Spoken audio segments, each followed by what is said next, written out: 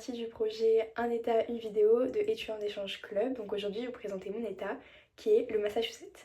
Alors déjà, je m'appelle Maëlys, j'ai 17 ans et je suis en échange depuis le 25 août 2025 dans une petite ville qui se nomme Acton, à peu près 30 minutes de Boston, donc dans le Massachusetts.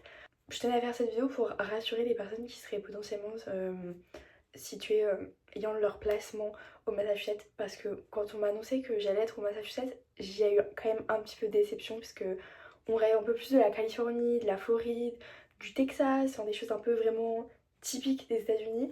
Et je me suis retrouvée au Massachusetts. Enfin, c'était pas un état forcément que j'avais pensé, et au final, il est quand même très bien cet état, donc j'en suis plutôt ravie. Donc le Massachusetts, il se situe vraiment à l'est des États-Unis. Franchement, on peut pas trouver plus à l'est. Ce que j'aime vraiment bien dans cet état, c'est que vraiment tout est calme, tout est reposé. Il y a vraiment beaucoup de nature. Ça, franchement, on voit des arbres à gogo. Et ça, c'est génial, moi qui adore la nature.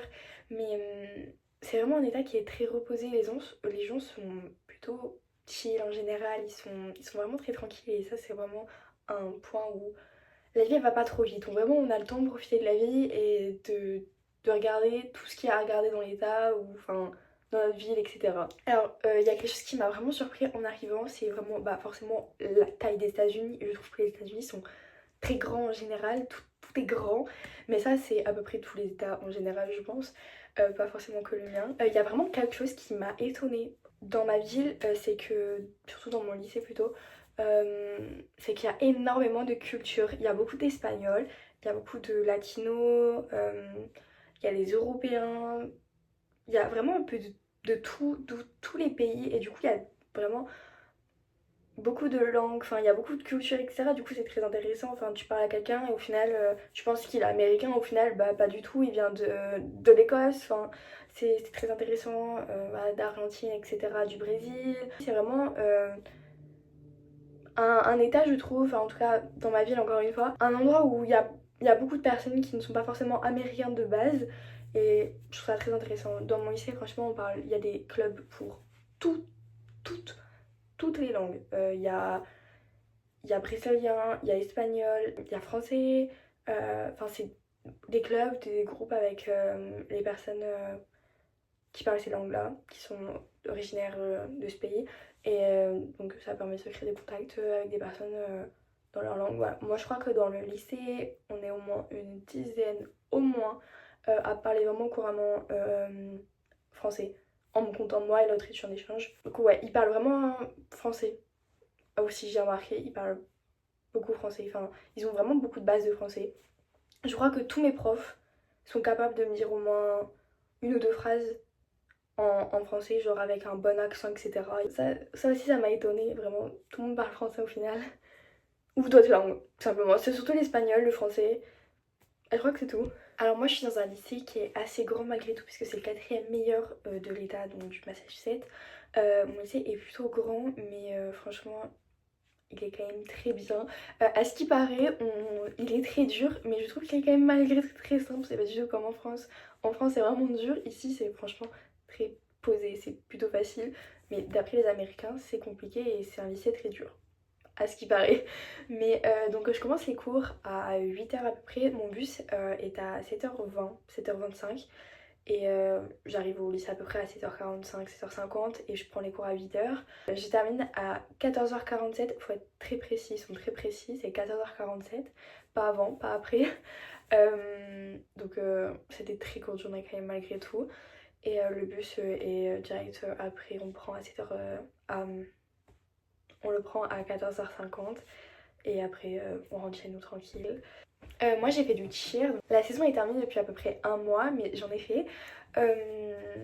Du coup après j'avais entraînement général 2 à 3 fois par semaine. J'avais entraînement après les cours pendant à peu près 2 heures. Et j'avais le match du vendredi quand c'était un home game. On est juste allé une fois dans un autre lycée. Voilà, mon lycée ne va pas aux autres matchs. C'est que quand nous... ils ont besoin des cheers que quand c'est pour le home game. Donc le home game. Mais du coup, oui, j'avais entraînement de cheer donc après les cours, donc je rentrais un peu plus tard, ou alors je rentrais, je repartais. Mais sinon, après, je fais des petites sorties de temps en temps avec mes amis après les cours, mais en général, c'est assez chill ici. Et puis comme j'ai dit, c'est un lycée qui est haut niveau on va dire. Donc les gens travaillent un peu après les cours, donc on sort pas forcément mais on sort plus le week-end faire des sorties etc. Moi je suis à peu près 30 minutes en train de Boston, 40 en voiture. Donc ça permet, ouais, j'ai une gare dans ma ville, donc ça permet d'aller assez régulièrement à Boston quand je le veux, sans que mes hosts aient besoin de m'amener ou quoi que ce soit. Voilà, je suis indépendante. Voilà, j'ai juste besoin d'aller à la gare, qui est à peu près à 5 minutes de chez moi. Mais donc je peux aller à Boston, je peux visiter. J'ai eu aussi l'occasion d'aller à New York. New York c'est à peu près à 3h30 de là où je vis, donc ça dépend vraiment où on est situé dans l'état. Mais sachez que si vous êtes dans le Massachusetts, vous avez peut-être l'occasion d'aller à New York. En général, les hosts savent que forcément on a un peu envie d'aller à New York, donc bah ça c'est cool, c'est vraiment un très bon point du Massachusetts puisque New York c'est quand même très bien. Alors le Massachusetts, en termes de climat, quand je suis arrivée donc fin août, il faisait quand même très bon. Il faisait à peu près 25, 26, 27 degrés, ça dépendait des jours. Donc je trouve que c'est plutôt chaud. J'habite en Normandie donc c'est chaud pour moi. Et ça a un peu continué sur toute la saison, mais d'un coup ça a à peu près, enfin ça a chuté d'un coup. Et là, ça vraiment, ça descend, ça descend, ça descend. On peut atteindre des températures comme moins 15 degrés durant l'hiver. Enfin, ça descend. C'est un froid qui est froid. Bah, c'est simple, il est très très froid. Euh, il est sec. Enfin, c'est un froid où il fait froid, mais franchement, avec une paire de gants et une bonne veste, enfin, ça le fait quoi. Les gens ici, ils sont quand même vachement ouverts d'esprit. Ils vont vraiment venir te parler, etc. Alors, enfin, ils vont venir te parler, après ils vont plus du tout te parler, mais c'est les Américains en général. Mais j'ai jamais eu autant de compliments depuis que je suis ici. Franchement, des gens que je ne connais pas dans les couloirs, en classe, quoi que ce soit. J'adore tes cheveux, j'adore ton sac, j'adore ton accent, enfin plein de trucs comme ça. Et enfin, en France, on n'a pas ça, donc ils sont vraiment très ouverts. Et ils cherchent, ils sont là à t'aider du mieux qu'ils peuvent, etc. Ils vont pas te laisser tomber entre guillemets. Une peur que j'avais avant d'arriver aux États-Unis, c'était pas forcément lié à mon état. C'était vraiment le fait d'être oublié par ses amis en France et bah, au final vous gardez contact, vous faites des vidéos, vous envoyez des messages, même si le décalage horaire il est un peu énervant des fois. Nous on a 6 heures de décalage. Voilà, les Boston, le Massachusetts est vraiment le mieux pour le décalage horaire par rapport à Los Angeles ou quoi que ce soit qui doit être 8 heures, quelque chose comme ça, je sais pas. Nous c'est que 6 heures, entre guillemets que. Mais juste envoyer des messages, etc. Au final ça le fait. Et par rapport à mon état, j'avais quand même un peu d'appréhension du fait qu'il fasse vraiment froid l'hiver. Parce que bah, je me suis dit, il y a la neige, la glace, il y a. Enfin, voilà, moi je suis pas habituée aux températures hyper hyper froides non plus. Et au final, enfin, les températures sont franchement on s'y habitue vite et moi maintenant je peux sortir juste avec un pull dehors alors qu'il fait moins 5, moins 6, enfin j'ai plus forcément froid, juste une écharpe, un manteau et si jamais il fait moins 15 quoi. Mais -15 c'est la nuit en général et avant le lever du soleil, quand je vais au bus il fait à peu près -5, -6, ça dépend des fois et enfin c'est convenable et bon, du coup ma peur c'est un peu elle a dit bye puisque on est en hiver et enfin, franchement c'est tranquille en fait. Niveau température, niveau froid, j'ai surmonté pire quoi. Alors si quelqu'un reçoit comme placement le Massachusetts et qu'il a un peu peur ou quoi que ce soit, je lui donnerai des conseils.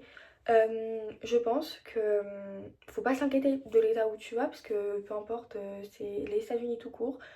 C'est un peu le même style, etc. C'est des Américains dans tous les cas. Euh, Donc faut pas avoir peur d'être dans le Massachusetts, faut pas avoir peur des températures, faut pas avoir peur du fait de rien faire entre guillemets, parce qu'il y a plein d'activités à faire.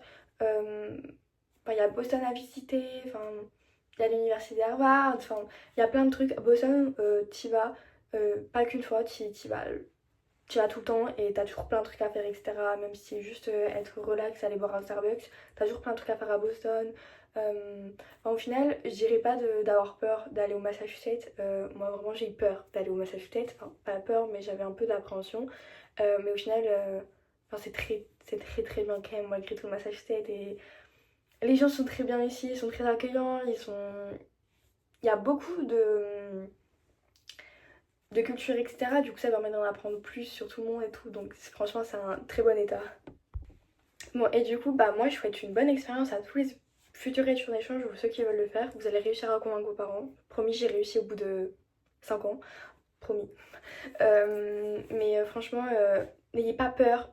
Forcément, c'est d'avoir peur.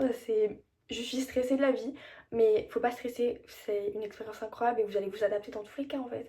Vous allez, si vous aimez pas telle personne, vous allez parler à telle personne, à une autre personne. Si, franchement, c'est une expérience qui est incroyable, etc. Et chaque expérience est unique à soi-même.